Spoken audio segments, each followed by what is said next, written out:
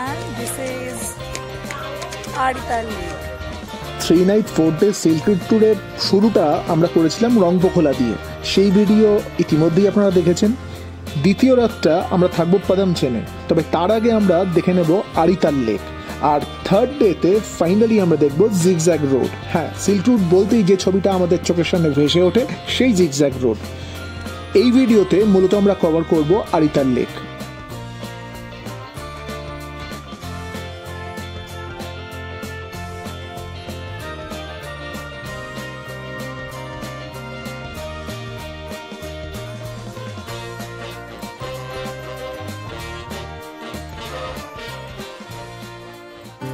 রংপোখলাতে দারুণ সুন্দর একটা সকাল কাটানোর পর ব্রেকফাস্ট সেরে আমরা এগিয়ে চলেছি আরিতালের উদ্দেশ্যে।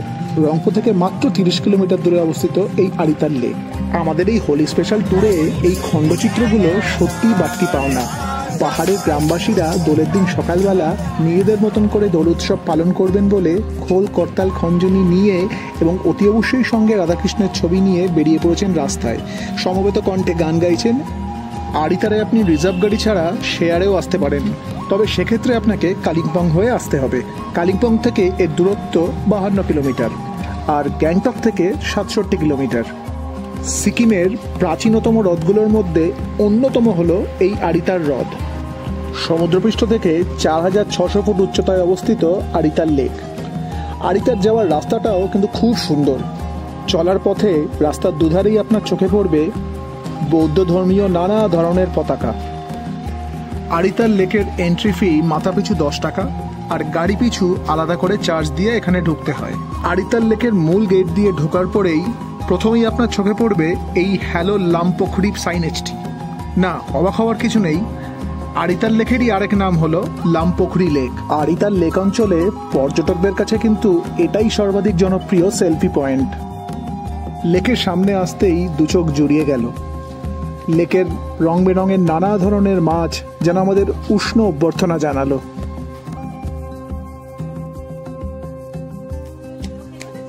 And this is Arital Lake. খুব সুন্দর ওয়েদার। বাবাই। আরিতাল লেক বিখ্যাত তার এই পান্না সবুজ বা এমারেল্ড গ্রিন কালারের জন্য। হিমালয় পাহাড় সব দিক দিয়ে যেন আগলে রেখেছে এই লেকটিকে। লেকের চারপাশ জুড়ে নানা রঙের এই ধর্মীয় পতাকাগুলো টাঙানো রয়েছে। ওম মনি পদ্মেহম সহ আরও অন্যান্য বৌদ্ধ মন্ত্র লেখা এই পতাকাগুলো আরিতাল লেকের সৌন্দর্যর মাত্রা যেন কয়েক গুণ বাড়িয়ে দিয়েছে। লোহার রেলিং দিয়ে ঘেরাই লেকের চারপাশ জুড়ে রয়েছে সুন্দর এক বাঁধানো পথ। এই পথ দিয়ে হাঁটলে আপনি বুঝতেই পারবেন না কখন আপনার অলস সকালটা পার হয়ে গেছে।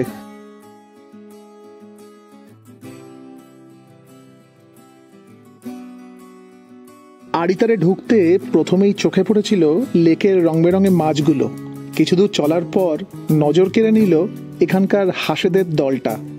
আপন খেয়ালে প্যাকপ্যাকিয়ে এগিয়ে চলেছে। আরিতাল লেকের সৌন্দর্য তো উপভোগ করলেন, তবে এখানকার বাড়তি পাওনা হিসেবে কিন্তু আপনি পাবেন পাইন গাছের জঙ্গল। লেকের পাশে থাকা সারিবদ্ধভাবে এই পাইন গাছগুলো আলাদা করে আপনার কিন্তু দৃষ্টি আকর্ষণ করবেই। এই আরিতালই কিন্তু সিকিমের একমাত্র লেক যেখানে বোটিং করা যায়। এখানে এসে বোটিং করতে কিন্তু ভুলবেন না। এখানে মূলত প্যাডেল বোটেরই আপনি দেখা পাবেন। আরিতালের পাড় ধরে চলতে চলতে এসে পৌঁছালাম এক বৌদ্ধ গুম্ফায়। এই পরিবেশে এক অপার শান্তির যেন বিস্তার করছে এই গুম্ফা। নিজের মতো করে প্রণাম ও প্রার্থনা জানিয়ে এগিয়ে চললাম।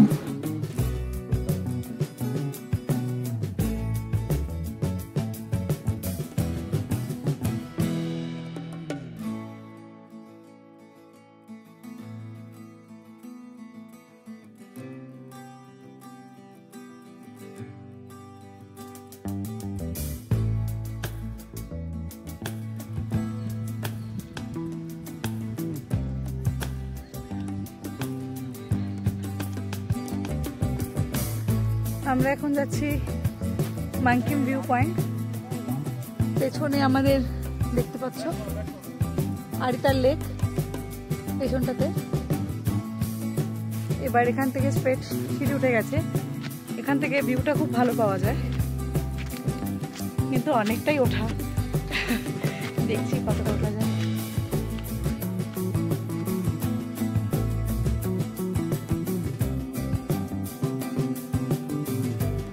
মাঙ্কিম ভিউ পয়েন্ট যেতে গেলে ট্রেকিং বা হাইকিং আপনি যাই বলুন না কেন আপনাকে করতে হবে। পাহাড়ের মধ্যের এই পথটা একটু কষ্টসাধ্য হলেও জঙ্গলের ভেতর দিয়ে যখন যাবেন একটা আলাদা রোমাঞ্চর অনুভূতি হবে। আড়িতাল লেকের আকৃতিটা অনেকটা বুটের মতন, আর এই আকৃতিটা আপনি অ্যাকচুয়ালি বুঝতে পারবেন মাঙ্কিম ভিউ পয়েন্ট থেকে। আকাশ যদি পরিষ্কার থাকে তাহলে আপনি মাঙ্কিম ভিউ পয়েন্ট থেকে একদম ঝকঝকে কাঞ্চনজঙ্ঘাও দেখতে পাবেন। তবে প্রকৃতি বিমুখ থাকায় সেই সৌভাগ্য আমাদের হয়নি, যার ফলে মাঙ্কিম ভিউ পয়েন্ট থেকে কাঞ্চনজঙ্ঘা দেখা ও আড়িতাল লেকের আকৃতিকে অনুভব করা দুটোই আমাদের কাছে অদেখাই রয়ে গেল। এই ভিউ পয়েন্টে গুরু পদ্মসম্ভবের উদ্দেশ্যে একটি গুম্ফাও নির্মিত হয়েছে। আপনি চাইলে বেশ কিছুটা সময় সেখানে কাটাতে পারেন। এরপর আমরা ফিরতি পথ ধরলাম।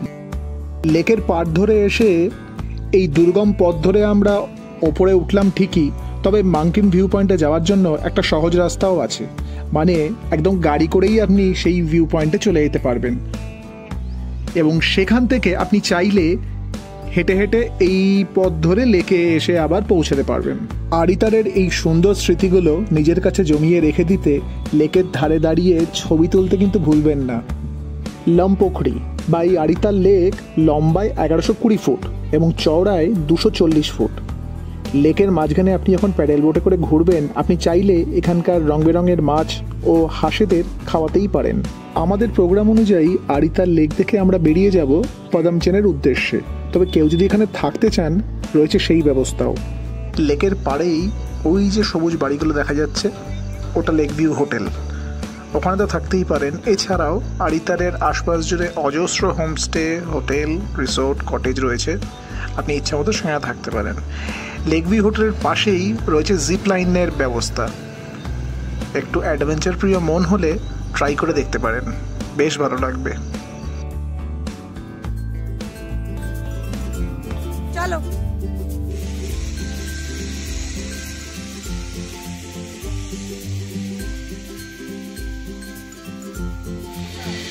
এই জিপলাইন রাইডটায় ভয় না পেয়ে বরং বাচ্চাদের মধ্যে প্রচণ্ড আনন্দ ও উৎসাহ দেখা গেল। ইনফ্যাক্ট এই টোটাল ট্যুরটায় এইটাই বোধহয় বাচ্চাদের জন্য বেস্ট পার্ট, এই জিপলাইন রাইড। কেমন লেগেছে বল?